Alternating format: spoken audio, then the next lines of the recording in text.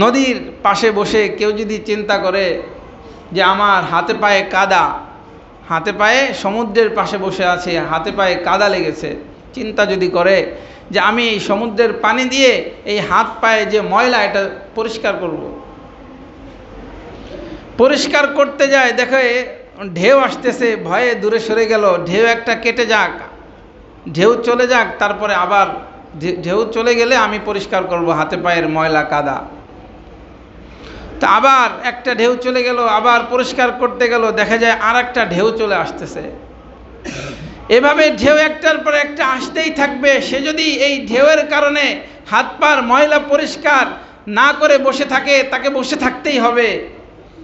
আর যদি শত ঢেউর মধ্যেও যদি সে আমার এখনই পরিষ্কার করতে হবে এই নিয়ত করে, তাহলে সে পরিষ্কার করতে পারবে।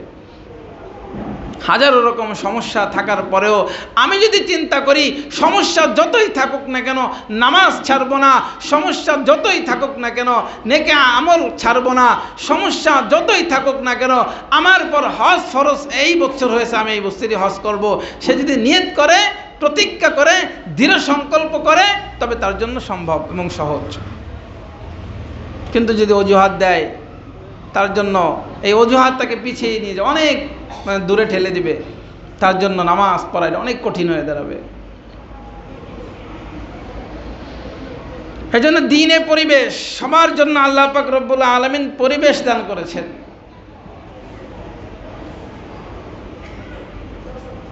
পাখিকেও তার সুখের জন্য পরিবেশ দিয়েছেন, জঙ্গল, গাছে ডালে ঘুরে বেড়াবে, এক গাছ থেকে আরেক গাছ, এক জঙ্গল থেকে আরেক জঙ্গল, এটা তার পরিবেশ। মাছের সুখের জন্য পানি পরিবেশ,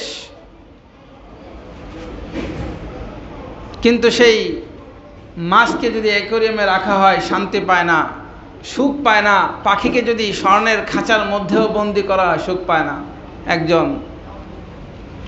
একটা ময়না পাখি খাঁচায় আটকে রেখেছিল, খাবারের অভাব ছিল না, একদিনের পর দিন প্রতিবার দিনে 2-3 বার খাবার দিতেই আছে, অভাব নাই।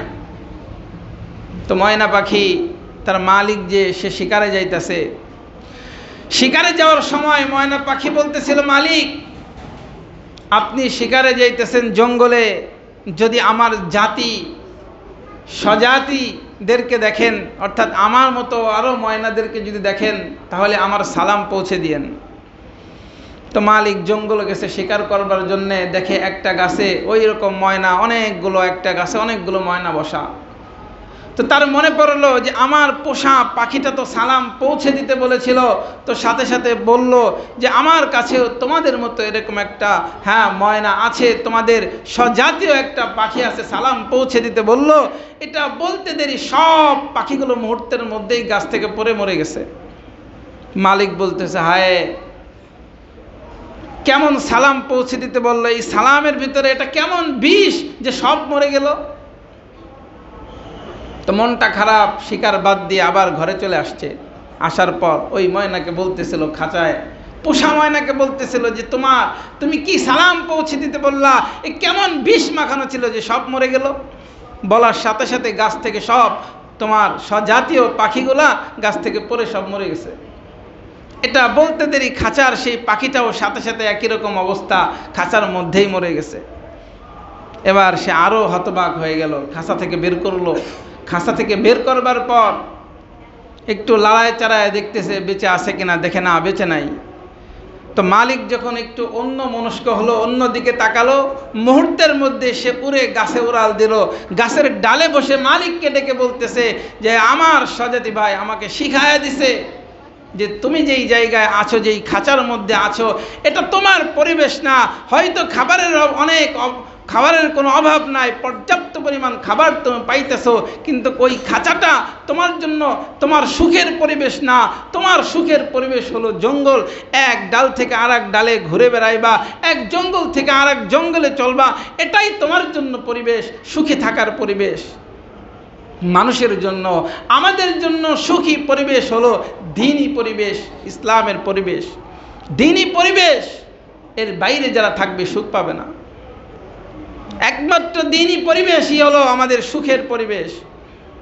এই পরিবেশের বাইরে যারা থাকবে দেখবেন ইবাদত তাদের জন্য বড় কঠিন, নামাজ তাদের জন্য বড় কঠিন, কোরআন তেলাওয়াত তাদের জন্য বড় কঠিন, জিকির আজকার দোয়া দরুদ তাসবিহ তাহলিল তাদের জন্য বড় কঠিন। দ্বীনি পরিবেশের বাইরে যারাই থাকবে তাদের জন্য জান্নাতের পথে চলা কঠিন। বাসার মধ্যেও যদি দ্বীনের পরিবেশ তৈরি করি, দেখবেন সন্তানকে বলতে হবে না। দ্বীনি পরিবেশ যদি বাসার মধ্যে তৈরি করি, সন্তান নিজের থেকেই নামাজ পড়বে, নিজের থেকেই কোরআন তেলাওয়াত করবে, নিজের থেকেই ইবাদতের কাজগুলো করবে, যদি দ্বীনের পরিবেশ তৈরি করতে পারি। আর যদি দ্বীনের পরিবেশ যদি বাসার মধ্যে তৈরি না হয়, ওই সন্তানকে বললেও নামাজে আসবে না, আঘাত করলেও কোরআন তেলাওয়াত করবে না, কেননা সেই পরিবেশে নাই। সুখের জন্য আমাদের পরিবেশ দ্বীনি পরিবেশ। এই জন্য তাবলিগওয়ালারা বারবার বলে যে মসজিদের ভিতরে বেশি সময় কাটানো, মসজিদের বাইরে কম সময় কাটানো।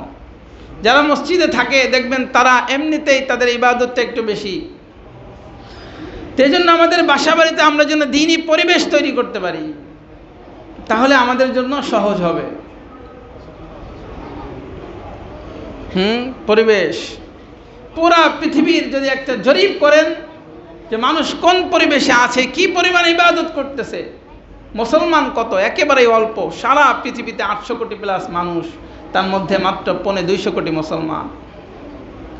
সব আল্লাহর নাফরমানি করতেছে, আল্লাহর অবাধ্য।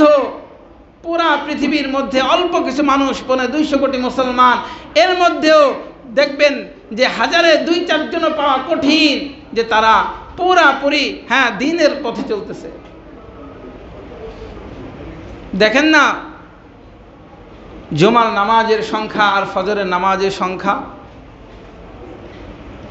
যদি ভাগ করতে থাকি তো অল্প কিছু মুসলমান পাওয়া যাবে যারা পুরাপুরি দ্বীনের পথে চলতেছে, আল্লাহর অবাধ্য হচ্ছে না।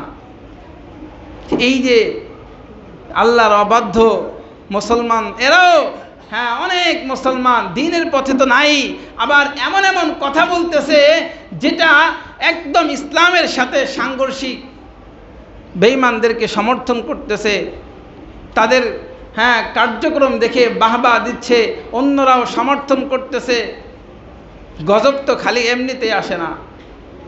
একজন বলতেছিল না যে মেসি আমার বাবার চেয়েও বেশি প্রিয়, বাবার চেয়েও বেশি প্রিয়। এমন কথা শোনার পরেও আশেপাশের মানুষ দেখবেন হাসাহাসি করে। আস্তাগফিরুল্লাহ, এটাও পর্যন্ত বলতে হয়, হৃদয় থেকে এটা বের হয় না। গজব তো এমনিতেই আসে না। আমরা তো বলি যে এটা প্রাকৃতিক দুর্যোগ। এই যে ভূমিকম্প বলেন, বন্যা বলেন, এগুলোকে আমরা শুধুমাত্র প্রাকৃতিক দুর্যোগ বলে কাটায় দেই। এগুলো কি এমনি আসে?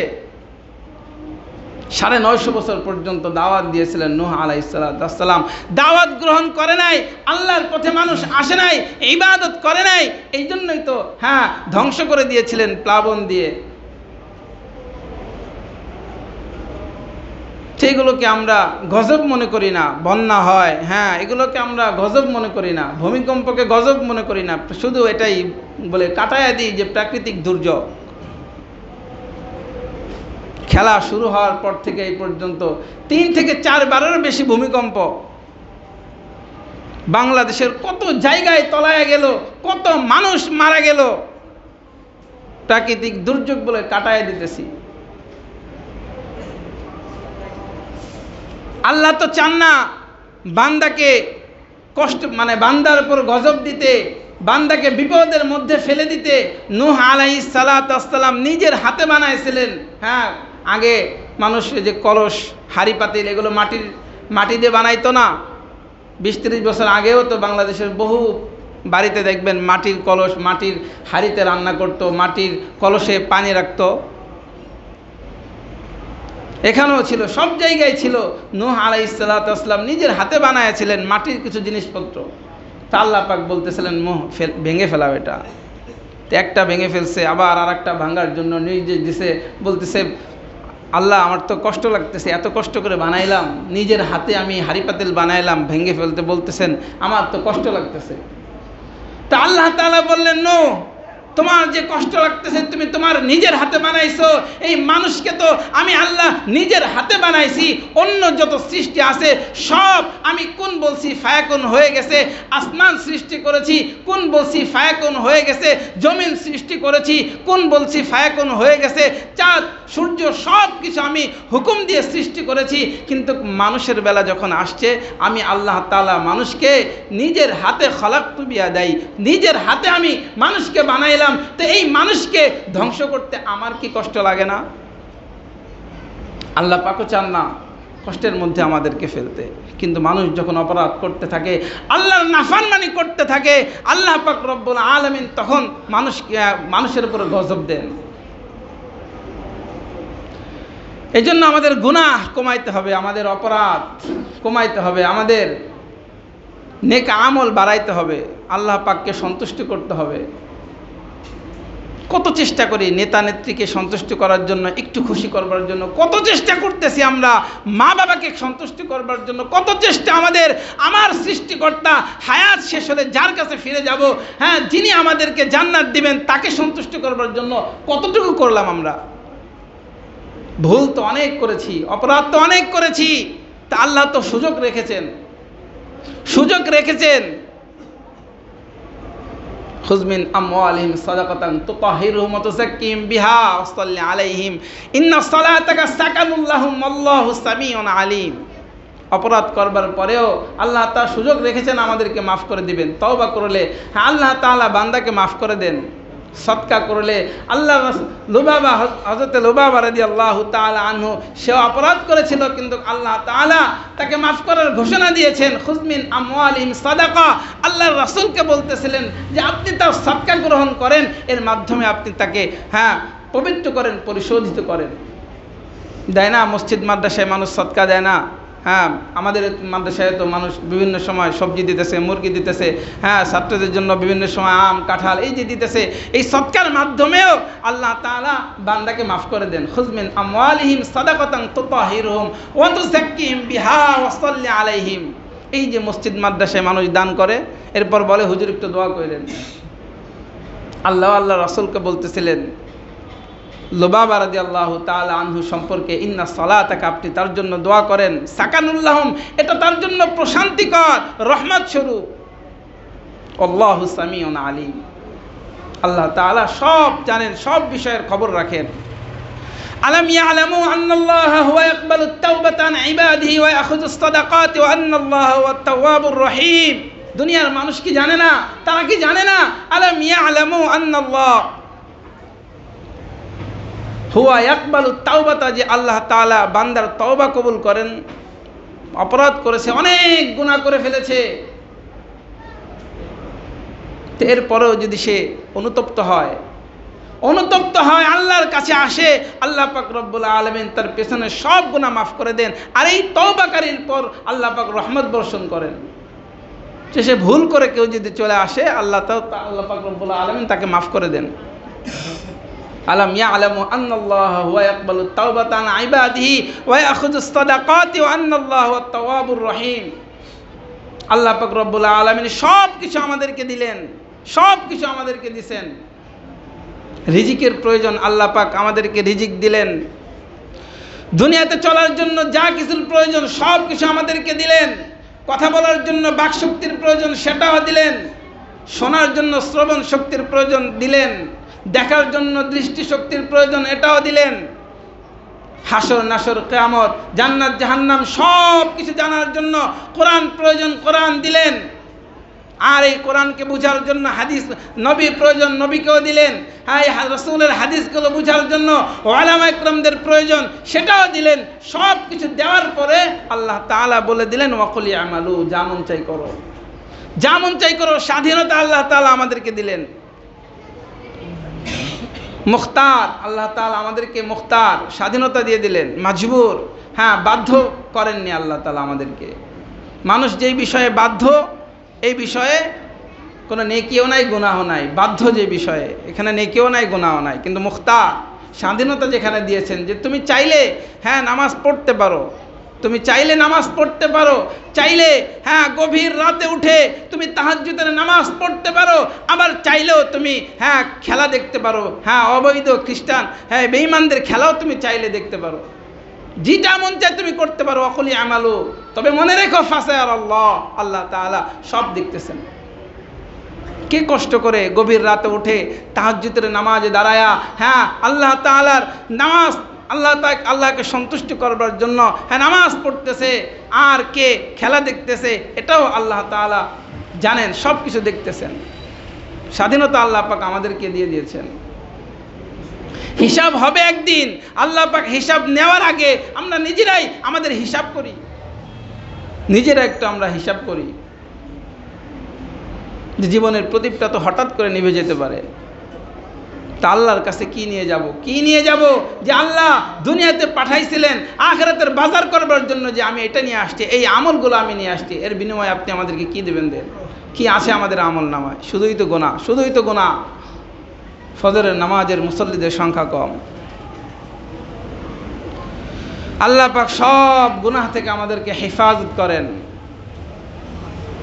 নেক আমলের পথে আল্লাহ পাক রব্বুল আলামিন আমাদেরকে চলার তৌফিক দান করেন, আমাদেরকে স্বচ্ছ পরিষ্কার আয়নার মতো একটা দিল, একটা হৃদয় দান করেন, একটা কলব দান করেন।